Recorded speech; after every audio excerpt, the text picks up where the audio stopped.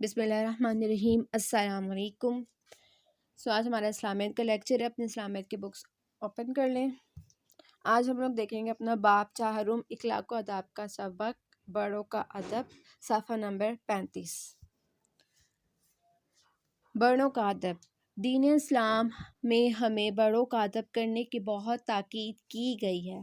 ہمارے بڑے ہمیں اچھی باتیں اور اچھی عادات سکھاتے ہیں، ہمارا خیال رکھتے ہیں، ہماری حفاظت کرتے ہیں اور اچھے کاموں پر ہمیں شاباش دیتے ہیں۔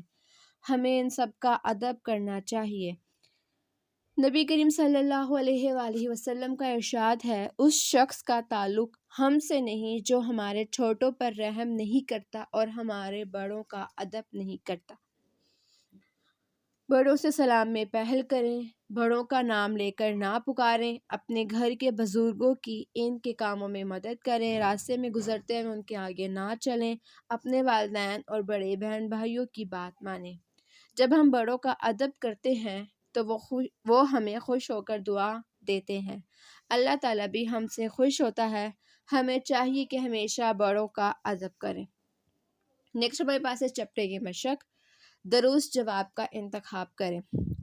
ہم اپنے بڑوں سے سیکھتے ہیں۔ الف ہے اچھی باتیں، بے ہے اچھی عادات، جیم ہے الف اور بے دونوں۔ تو ہم لوگ چیپٹر میں کیا پڑھا تھا؟ ہم بڑوں سے کیا سیکھتے ہیں؟ اچھی باتیں اور اچھی عادات۔ تو اس کا آپشن آئے گا جیم، الف بے دونوں۔